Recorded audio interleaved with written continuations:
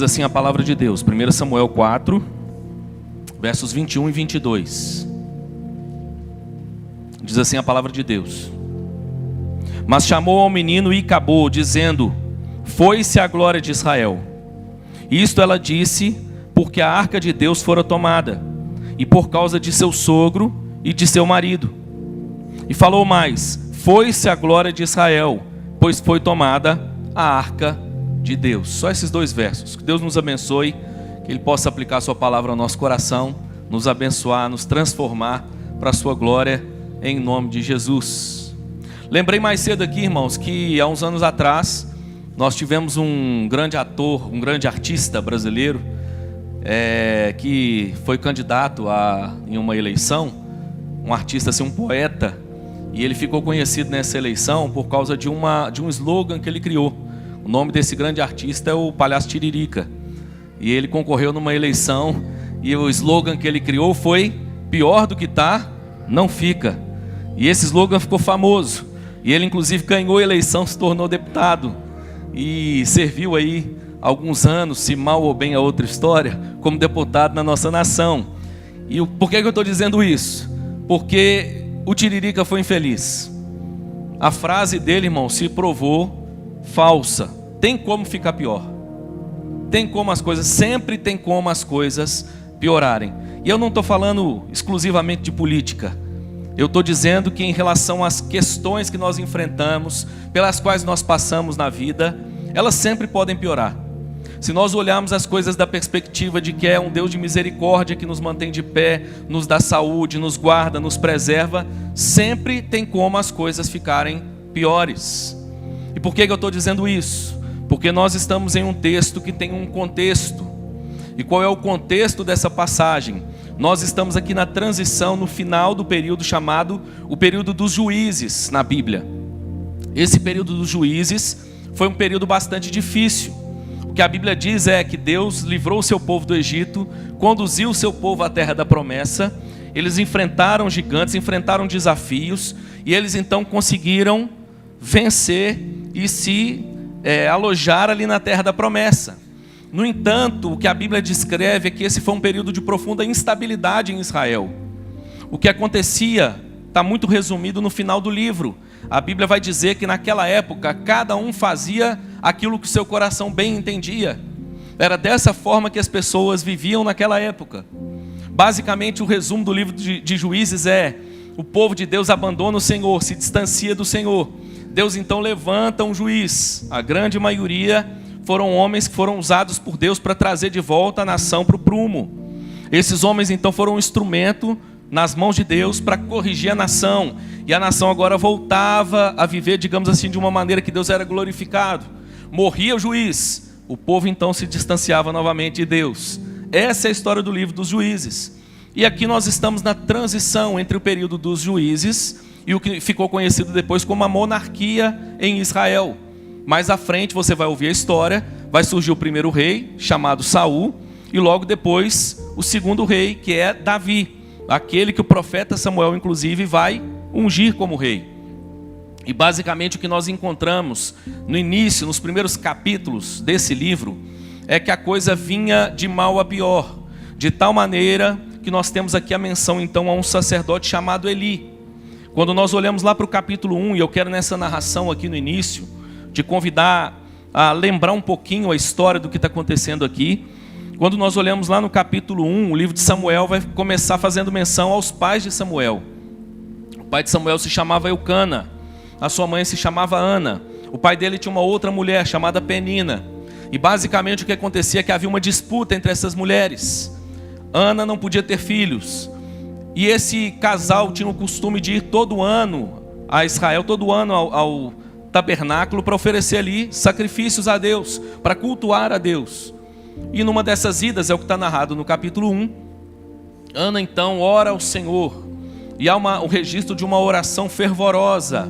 Essa mulher se volta para Deus, ela abre o coração diante de Deus. É bonito perceber que a casa do Senhor é casa de oração, que há um Deus que ouve a oração. A história de Ana é essa história de uma mulher que se quebranta diante de Deus, e Deus ouve a sua oração. Nós presbiterianos cremos na soberania de Deus.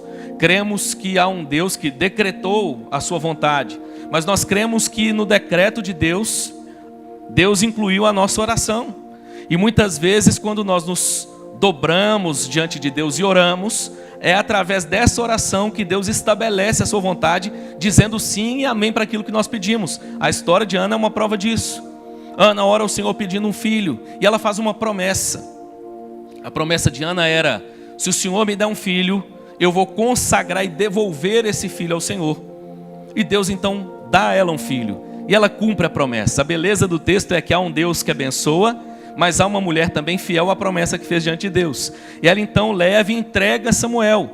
Aquela época era relativamente comum, era a questão da descendência dos sacerdotes viver na região do templo. Então ela entrega Samuel para que ele também passasse a viver ali. No entanto, há um personagem no texto que ainda não mencionei, mas que é decisivo e importante aqui. O nome dele é Eli, o sacerdote Eli. Desde o capítulo 1, o que nós vamos perceber, irmãos, é indícios de um profeta desconectado da sua realidade, desconectado daquilo que Deus esperava dele.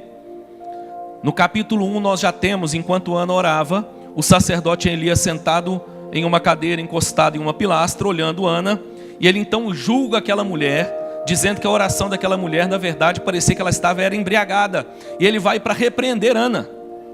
Você já pensou nisso? Você está na igreja assim, orando, quebrantado diante de Deus, e o pastor chega e fala assim: ô meu filho, você bebeu? Você está meio alterado aí, não está não? Você passou do limite. Na verdade, a leitura de Eli é que não estava boa.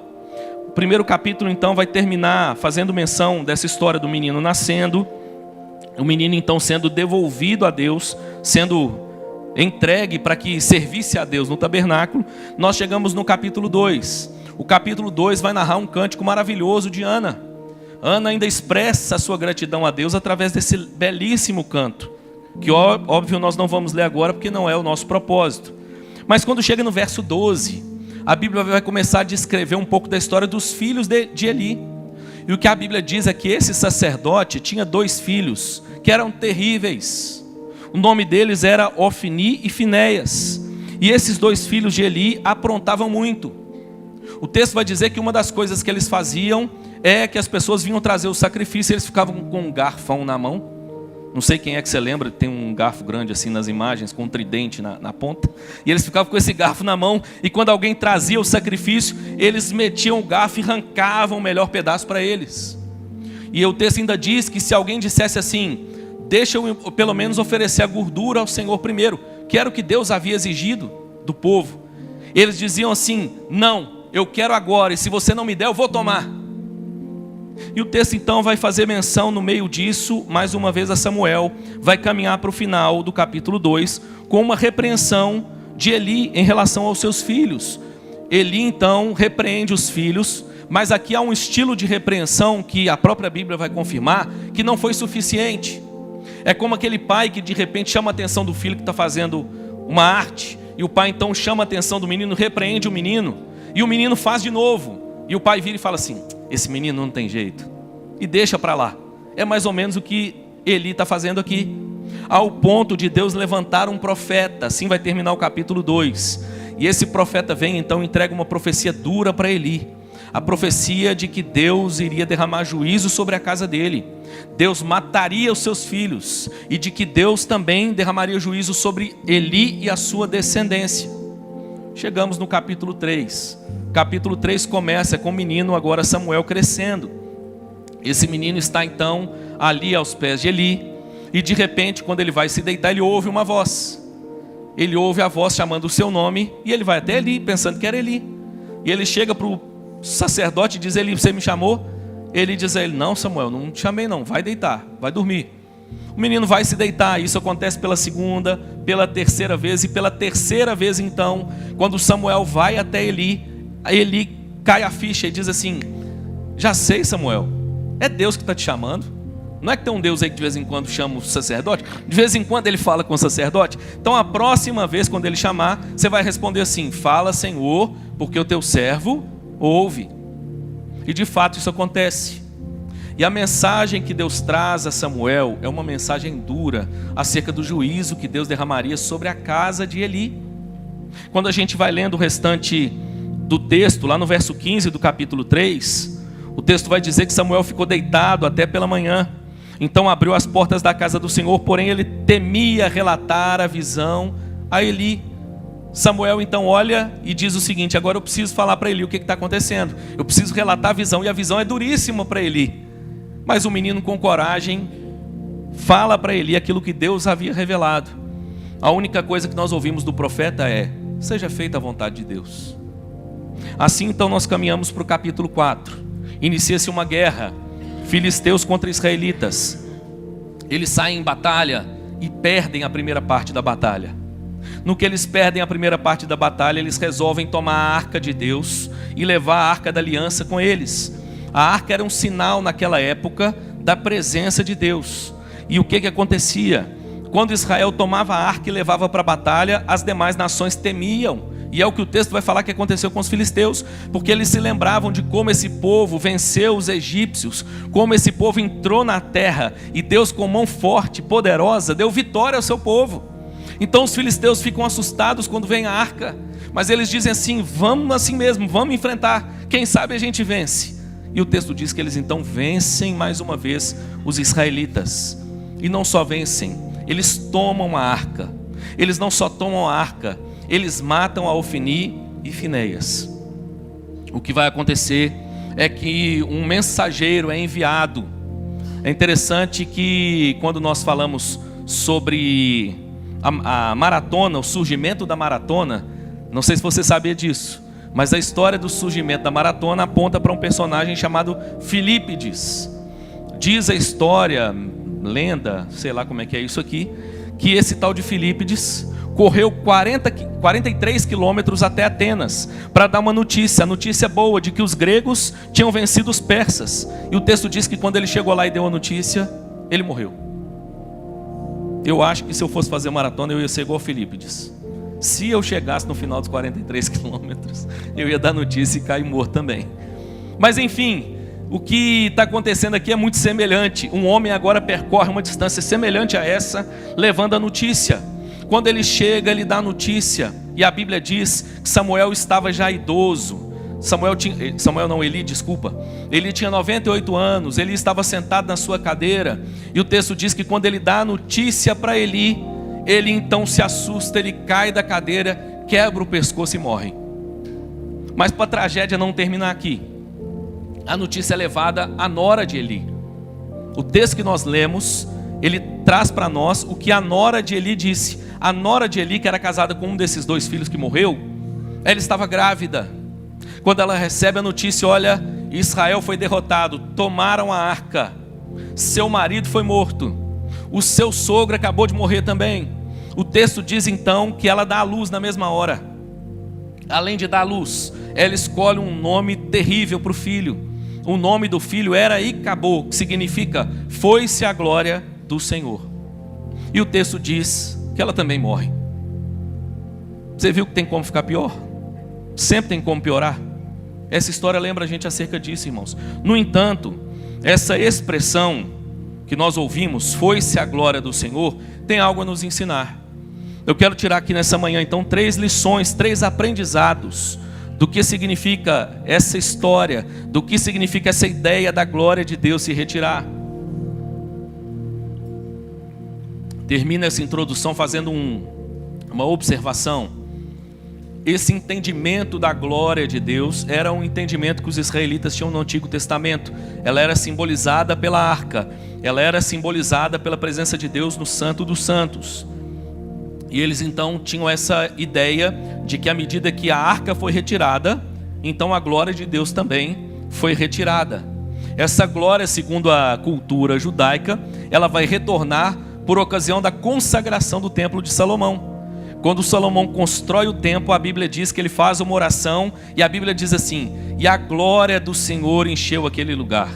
Então, na visão do israelita, aquele é o momento em que a glória de Deus retorna para Israel.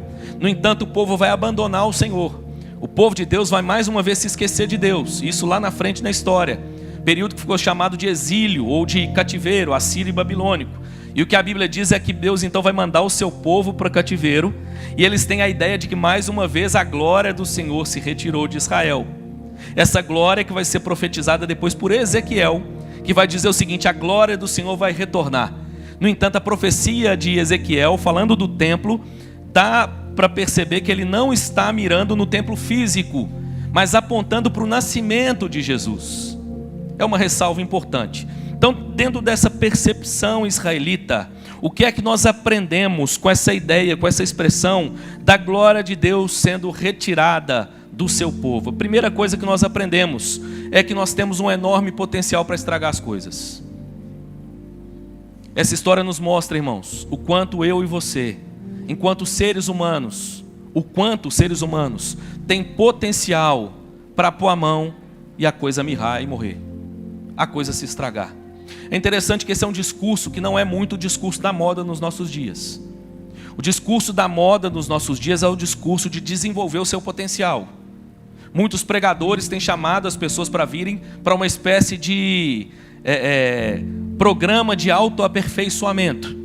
Então é mais ou menos a ideia: vem frequentar nossa igreja, essa é a teologia coach, e você vai dar uma melhorada na sua vida. Lembro muito de um presbítero lá em Belo Horizonte que certa vez pregou um sermão na Betel e eu nunca mais esqueci, e já citei várias vezes. Ele começou o sermão dizendo: Jesus não veio para melhorar ninguém. E aí eu ouvi e fiquei assim, né? Onde ele vai chegar, né? E ele foi muito claro, irmãos, ele deixou isso muito claro. Jesus não veio melhorar a vida de ninguém, Jesus veio transformar. Jesus não veio pegar algo caquético e dar só uma melhorada. Não, irmãos, o Evangelho não é um programa de autoaperfeiçoamento. O Evangelho começa com uma péssima notícia. O Evangelho começa com a afirmação de que eu e você, à luz das Escrituras, éramos rebeldes, separados de Deus, inimigos de Deus. A Bíblia diz que por causa do pecado no Éden, essa é a condição da raça humana. Todos nós nos tornamos inimigos de Deus. Claro, eu não estou dizendo que, por exemplo, não quero dizer com isso, você não tem algumas habilidades, alguns dons e talentos que não possam ser desenvolvidos. Podem. Aliás, muitas vezes você não precisa nem da igreja para desenvolvê-los. Tem gente aí fora desenvolvendo, às vezes até melhor do que a gente. Não estou dizendo com isso que eu e você não façamos, que os demais seres humanos não façamos algumas coisas boas. Não é isso que eu estou dizendo. À luz das Escrituras, o que a Bíblia nos mostra é que por causa do pecado no Éden, nós poderíamos ter sido aniquilados naquele momento. Deus poderia muito bem ter punido Adão e Eva e destruído a terra. Deus tinha esse direito. Mas o que a Bíblia mostra é que há um Deus que é longânimo, paciente, amoroso, bondoso, cheio de graça. E o que Deus escolhe fazer é permitir que essa terra ainda exista por alguns anos, séculos, milênios. E Deus faz isso derramando certa medida de graça sobre todos os seres humanos, para que houvesse condições de vida na terra. Logo, todo ser humano tem alguma coisa boa que ele pode fazer. No entanto, a Bíblia diz que esse algo bom que nós fazemos não é suficiente para nos colocar novamente em paz com Deus, para termos paz e comunhão novamente com Deus. A Bíblia diz que só há uma maneira dessa paz ser restaurada. A Bíblia diz que o único caminho para isso é Jesus Cristo. A Bíblia diz: justificados, pois, mediante a fé, temos paz com Deus. Quando nós olhamos para essa história e ouvimos da boca da nora de Eli dizer: foi-se a glória de Israel, o texto vai dizer no verso 21 do capítulo 4: isto ela disse porque a arca de Deus fora tomada e por causa de seu sogro e de seu marido. Aquela mulher lamenta a morte deles, mas ao mesmo tempo aquela mulher também reconhece a condição, o estado no qual eles viviam. Quais eram as obras de Eli? Eu já mencionei a maioria delas aqui narrando no início. Um sacerdote desconectado. Capítulo 1, Ana está orando e Eli está ali desconectado da realidade, não percebe a oração de Ana. Quais eram as obras de Eli? Capítulo 2, Eli recebe uma profecia duríssima da parte de Deus. Ele até repreende os filhos, mas aquela repreensão bem mansa, bem mole. Quais eram as obras de Eli? um sacerdote que estava no templo, capítulo 3, e Deus fala, e ele nem está ouvindo mais a voz de Deus, ele desconectou dessa realidade, ao ponto de Deus chamar o menino uma vez, e Eli não percebe que é Deus. A segunda vez Eli não percebe que é Deus. Na terceira é que a ficha do sacerdote caiu, e o sacerdote era a primeira pessoa que deveria estar atenta ao fato de que Deus fala com o seu povo. Quais eram as obras de Eli? Eli foi o homem que foi repreendido por uma criança. Samuel corajosamente chega para Eli e diz assim: Eli, Deus disse que vai mandar juízo sobre a sua casa. O juízo de Deus é duríssimo, seus filhos vão morrer. O texto está dizendo, irmãos, que a profecia que Samuel recebeu apontava não só para os filhos ali, mas para toda a geração de Eli. E o máximo que nós ouvimos de Eli é: que seja feita a vontade de Deus. Nós percebemos as obras também dos filhos de Eli. Quero ler de maneira rápida o capítulo 2, do verso 12 em diante, para você ter detalhes de quais eram as obras dos filhos de Eli. A Bíblia, inclusive, o tradutor colocou aqui o título: Os crimes dos filhos de Eli. 1 Samuel 2, verso 12, vai dizer assim: Eram, porém, os filhos de Eli filhos de Belial, e não se importavam com o Senhor, pois o costume daqueles sacerdotes com o povo era que, oferecendo a alguém sacrifício, vinha o moço do sacerdote, estando-se cozendo a carne, com um garfo de 3 dentes na mão, e metia-o na caldeira, ou na panela, ou no tacho, ou na marmita, e tudo quanto o garfo tirava, o sacerdote tomava para si. Assim se fazia a todo Israel que ia ali a Siló. Também antes de se queimar a gordura, vinha o moço do sacerdote e dizia ao homem que sacrificava: dá essa carne para assar ao sacerdote, porque não aceitará de ti carne cozida, senão crua. Se o ofertante lhe respondia: queime-se primeiro a gordura, depois tomarás quanto quiseres, então ele lhe dizia: não, porém hás de me a dar agora, senão tomá-la-ei à força. Verso 17. Era, pois, muito grande o pecado destes moços perante o Senhor, porquanto eles desprezavam a oferta do Senhor. A Bíblia deixa muito clara quais eram as obras de Eli e de seus filhos. E a Bíblia deixa muito clara quais são as obras daqueles que não foram restaurados pela graça de Deus em Jesus Cristo. Precisamos nos lembrar dessa verdade, mas deixa eu ir além. Talvez eu e você até somos religiosos, frequentamos a igreja, temos costumes religiosos, mas isso ainda não é suficiente. Eli era religioso, os filhos de Eli eram religiosos, estavam lá dentro do templo. Mas a fé evangélica não é sobre a religiosidade, é sobre o relacionamento. E esse relacionamento só é possível quando a nossa ficha cai acerca da nossa real condição. Sabe qual é a nossa real condição? A parte de Deus. O nosso coração, diz as Escrituras, é desesperadamente corrupto. Sabe qual é a nossa condição à luz das Escrituras? Não há justo nenhum sequer. Mesmo vivendo dentro do templo, mesmo vivendo dentro da realidade religiosa, o que nós encontramos são atitudes perversas de Eli e da sua família. Quero te lembrar então nessa manhã, meu irmão, acerca dessa verdade duríssima. Primeira verdade que nós aprendemos com essa expressão, quando a glória de Deus se vai, nós aprendemos que nós temos um enorme potencial para estragar as coisas. Talvez te espante, mas eu preciso ser sincero com você diante de Deus. Eu tenho um enorme potencial para estragar meu casamento, viu? Eu sei disso. Eu tenho um enorme potencial para ser um péssimo pai. Eu sei muito bem disso. Aliás, às vezes a gente faz isso, inclusive tentando ser o melhor.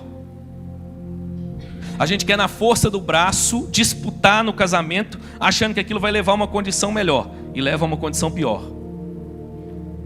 A gente quer fazer o melhor pelos filhos, mas a gente dá uma escorregada, e você já percebeu que é só aquela escorregadinha que é suficiente para ele copiar os nossos piores exemplos.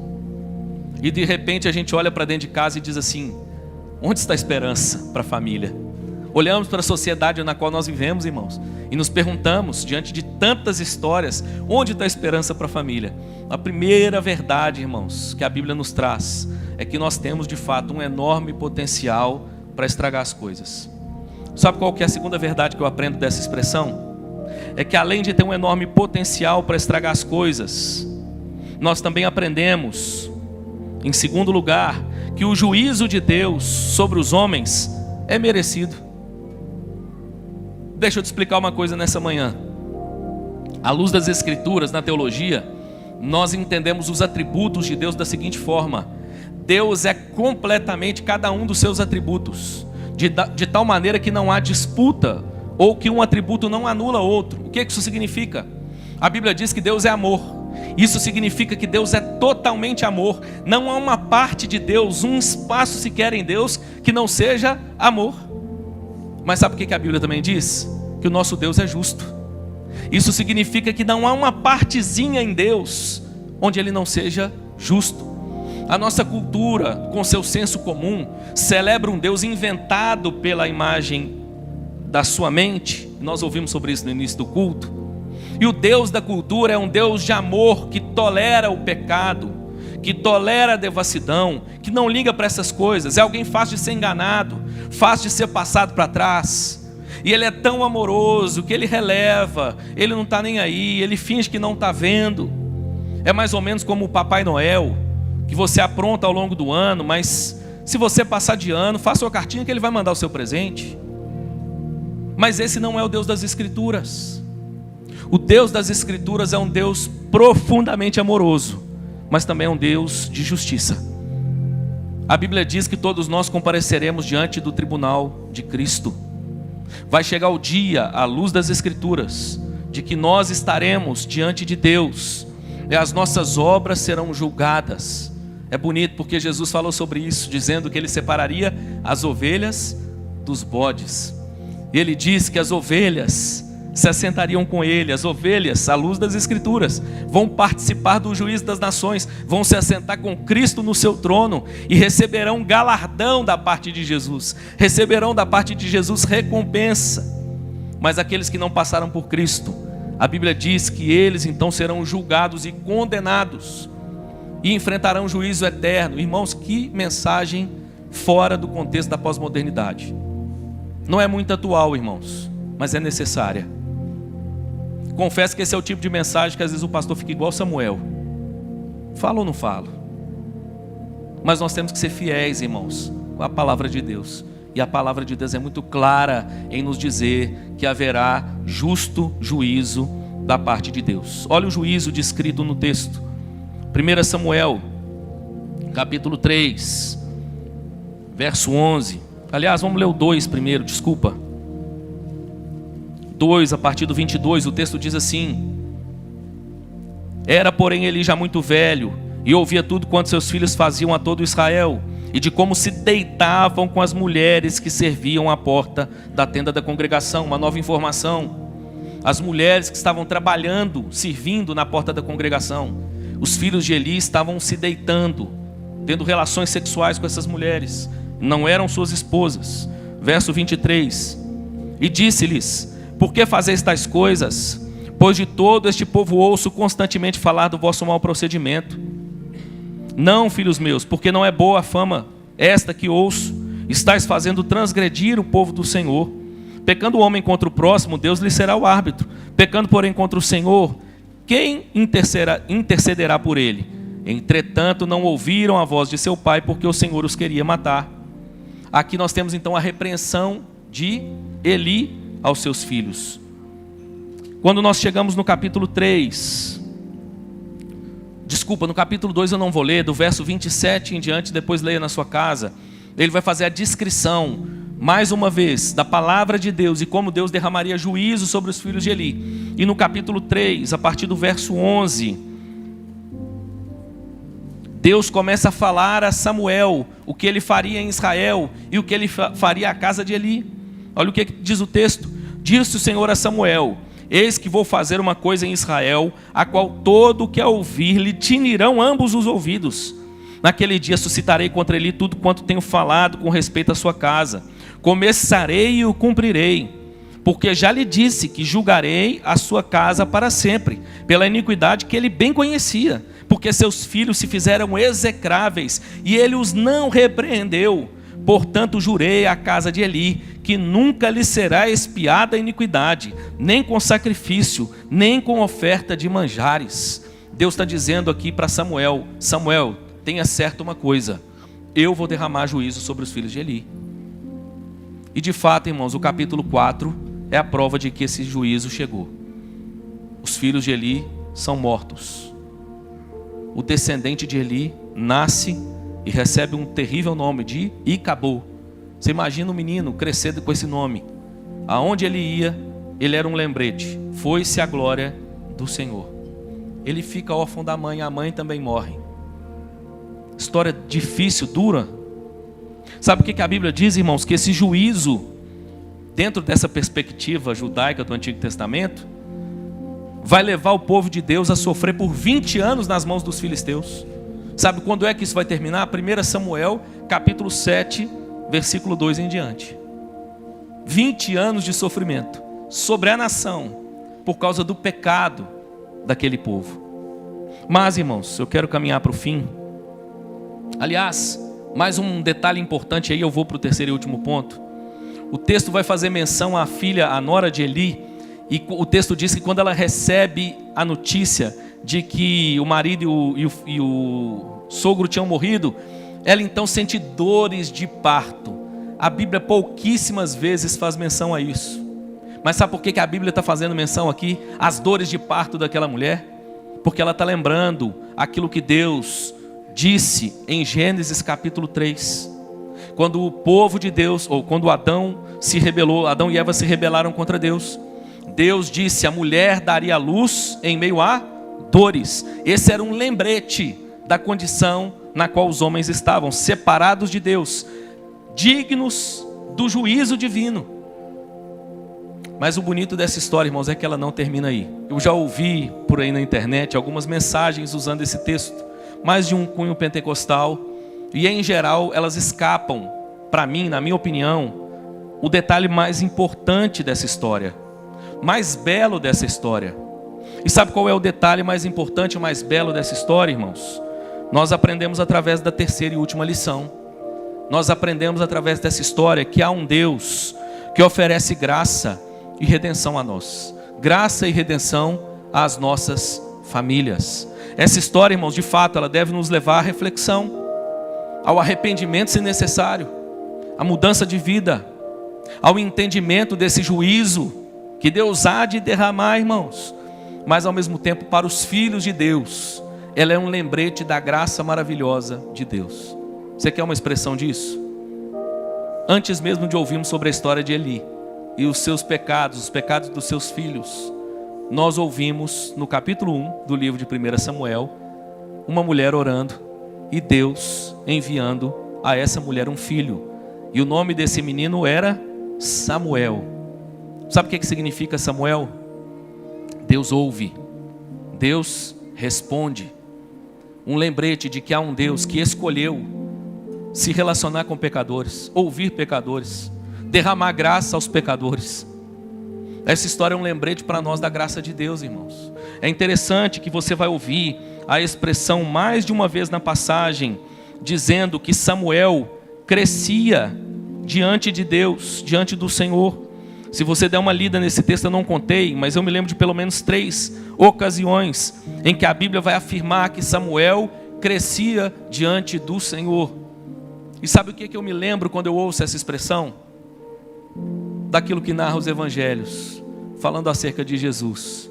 E a expressão que vai aparecer acerca de Jesus é: e crescia o menino em estatura e graça diante de Deus e diante dos homens. É interessante porque o texto, ele é o tempo inteiro. Se você der uma olhada no capítulo 1 ao capítulo 4, ele o tempo inteiro é colocado essa questão de Deus ter escolhido, chamado Samuel e preparado Samuel. Capítulo 1 vem então o nascimento de Samuel, mesmo em meio a esse lapso do profeta, de entender a oração da mulher. O capítulo 2, que depois do cântico de Ana, traz os crimes dos filhos de Eli, coloca lá no verso 18 assim, perceba, está narrando os pecados dos filhos de Eli, mas ele diz o seguinte lá no verso 18: Samuel ministrava perante o Senhor, sendo ainda menino, vestido de uma estola sacerdotal de linho. Sua mãe lhe fazia uma túnica pequena e de ano em ano lhe a trazia, quando com seu marido subia a oferecer o sacrifício anual. Ele abençoava Eucana e a sua mulher e dizia: o Senhor te dê filhos desta mulher em lugar do filho que devolveu ao Senhor. E voltavam para casa. Abençoou, pois, o Senhor a Ana, e ela concebeu e teve 3 filhos e 2 filhas. E o jovem Samuel crescia diante do Senhor. No meio do relato dos pecados dos filhos de Eli, há a descrição de como Deus estava preparando Samuel. Quando nós chegamos no capítulo 3, o texto vai começar mostrando os detalhes de como havia naquele momento a ausência de percepção de Eli. Verso 1 vai dizer assim: o jovem Samuel servia ao Senhor perante Eli. Naqueles dias a palavra do Senhor era muito rara, as visões não eram frequentes. Mas o texto continua dizendo: certo dia, estando deitado no lugar acostumado, o sacerdote Eli, cujos olhos já começavam a escurecer-se, a ponto de não poder ver, e tendo se deitado também Samuel no templo do Senhor, em que estava a arca, antes que a lâmpada de Deus se apagasse, o Senhor chamou o menino. É interessante que no Antigo Testamento Deus ordenou que o seu povo mantivesse uma lâmpada, um candelabro aceso. Havia um fogo que não poderia se apagar no tabernáculo. Esse fogo era mantido 24 horas. E o texto aqui faz menção tanto a ideia de uma lâmpada que se apagava para que eles dormissem, mas aqui entendo eu que o texto ele está apontando também para essa outra realidade. A ideia é o seguinte: aquele candelabro, aquele fogo, aquela luz que brilhava estava começando a se apagar, mas antes que ele se apagasse, o Senhor então fala com Samuel. Há diversas expressões nesse texto, irmãos, apontando para a manifestação da graça de Deus. Antes mesmo que houvéssemos ou que escutássemos os pecados dos filhos de Eli, nós ouvimos sobre um Deus que prepara um jovem, que usa um jovem, para que ele fosse um instrumento, para que o povo de Deus continuasse a servir ao seu Deus com fidelidade. Deus chamou a Samuel.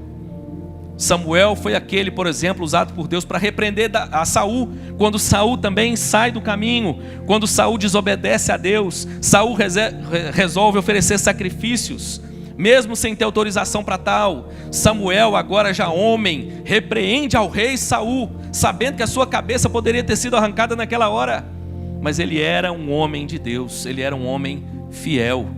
É esse homem que Deus vai usar para levar a casa de Jessé, e lá na casa de Jessé ter a sensibilidade para discernir que os filhos que Jessé trouxe para a festa não eram nenhum deles o escolhido de Deus. Então é trazido Davi à sua presença, e é Samuel quem unge Davi rei, aquele que depois seria chamado, ou sobre quem estaria a promessa de que o cetro do Senhor não se afastaria da sua casa, e que através da sua descendência Deus levantaria o Redentor, ao ponto do nosso Senhor Jesus Cristo ser chamado de filho de Davi. Ou seja, toda essa história, irmãos, aponta para a graça de um Deus que redime pecadores, que chama pecadores ao arrependimento, e que promete graça, amor, cuidado, bondade a esses pecadores. E eu termino dizendo que sabe o que é bonito da história das Escrituras e do Evangelho? Nós descobrimos à luz, não só disso tudo que eu falei, mas daquilo para o que aponta o Novo Testamento, é que na verdade, no fundo, a glória do Senhor nunca se retirou. Talvez tenha se retirado de Eli, dos filhos de Eli, daqueles que abandonaram ao Senhor, mas Deus continuou atuante na história. Deus continuou cumprindo as suas promessas, e Deus culminou tudo isso no nascimento do Filho bendito, profetizado por Isaías. E sabe o que é o bonito da história? Quando nós ouvimos o nome do Filho de Deus, profetizado por Isaías. Sabe qual era o nome do Filho de Deus profetizado por Isaías? Emanuel. E sabe o que significa Emanuel? Deus conosco. Essa é uma história, irmãos, que aponta para a graça de Deus. Claro, nos chama ao arrependimento, mas também nos aponta para a maravilhosa, preciosa graça de Deus. Eu tenho um potencial enorme para estragar as coisas, mas graças a Deus, porque eu tenho buscado ser não um marido que eu posso ser com as minhas potencialidades, mas o marido que Deus quer que eu seja para minha esposa. Eu tenho um enorme potencial para estragar as coisas, mas graças a Deus que eu tenho lutado, irmãos, para ser não o melhor pai que eu posso ser com as minhas potencialidades, mas o melhor pai que Deus quer que eu seja. Assim, irmãos, nós somos desafiados a viver, não na nossa dependência, mas na dependência de Deus. Não segundo a beleza e a força das nossas obras, mas segundo a graça daquele que nos chama ao arrependimento. Eu concluo deixando 3 lições práticas extraídas dessa passagem para você, de todo esse contexto do capítulo 1 ao capítulo 4. A primeira delas: nunca subestime o poder do pecado em uma família. Essa é uma história para nos levar à reflexão, irmãos, para nos levar a pensar sobre como nós temos lidado com essas coisas dentro de casa. Não que devamos agora então nos esforçar mais, mas devamos confiar mais e depender mais da graça de Deus. Levar essa graça para dentro do nosso lar, de tal maneira que ela seja percebida nos detalhes. Posso te dar um exemplo? Eu sou um pai que me esforço para disciplinar as minhas filhas. Disciplina é coisa bíblica. Se você tem problema com a disciplina, seu problema não é comigo, seu problema é com a Bíblia. Mas sabe o que eu tenho feito também? Usado de algumas ocasiões para lembrar as minhas filhas acerca da graça de Deus. Sabe aquele castigo que o papai falou que ia ser uma semana? Pois é, minha filha, ele está cessado, para você aprender uma lição. Existe um Deus que não nos trata do jeito que nós merecemos. Ele nos trata com graça. A única coisa que Ele nos pede é que o nosso coração esteja arrependido. E seu pai já viu que você está arrependido do que você fez. Entende, meu irmão? É mais do que aquilo que eu faço para ter um ótimo lar, mas é aquilo que Deus é poderoso para fazer com a sua graça dentro dos nossos lares, em nome de Jesus. Jamais subestime o poder do pecado em uma família. Segundo, nunca subestime, meu irmão, o poder da oração em uma família. Perceba o contraste. Enquanto Eli está criando os seus filhos da pior maneira possível, Ana, e por que não dizer o seu marido Elcana, vão regularmente ao templo uma vez por ano, e eles continuam indo. E quando eles vão ao templo, eles oferecem sacrifício, eles são fiéis a Deus. E essa mulher então está prostrada diante de Deus. Deus dá a ela não só um filho com uma história poderosa como a de Samuel, como a história diz que depois Deus deu a ela ainda mais 3 meninos e 2 meninas. Ore pela sua família, ore pela sua vida, faça da oração o seu alimento, faça da oração uma realidade permanente dentro do seu lar. Terceiro e último lugar, nunca subestime o poder da graça de Deus em uma família. Tem algo na sua casa que você acha difícil, talvez impossível de mudar? Um filho que já está tão rebelde que na sua perspectiva é impossível que haja mudança? Creia na graça de Deus. Aquilo que os homens não podem fazer, Deus pode. Deus pode transformar. Dependa da graça de Deus. Anuncie a graça de Deus. Essa história então, irmãos, nos ensina acerca desse Deus que é Deus conosco. É o nosso Emanuel. Um Deus que escolheu manifestar graça, bondade e amor sobre o seu povo. A única coisa que Ele nos convida é que tenhamos um coração quebrantado e arrependido diante dEle. A Bíblia nos garante que todos quantos o receberam foram feitos filhos de Deus. Tudo que a Bíblia diz que nós precisamos é de um coração quebrantado e arrependido. E dessa forma nós recebemos a graça de Deus, de não sermos mais inimigos de Deus, mas de sermos chamados amigos de Deus. Termino lembrando da música. Tem uma música que a gente canta que é muito bonita, né? A letra da música diz: não existe nada melhor do que ser amigo de Deus. E essa é uma grande e belíssima verdade. Mas pense no oposto dessa frase. Não existe nada pior do que ser inimigo de Deus. E essa inimizade só acaba quando nós nos arrependemos, confessamos os nossos pecados diante de Deus. Essa graça é oferecida a você, mais uma vez nessa manhã. Não só a você, que já caminha com Cristo há tanto tempo. Por que não dizer, talvez a você, que nunca entendeu essas verdades, e quer pela primeira vez declarar isso para o Senhor, falar, olha, eu quero consertar essa conta aí. Eu quero acabar com essa história de guerra entre nós. Eu quero paz. Eu aceito essa paz. Justificados, pois, mediante a fé, temos paz com Deus.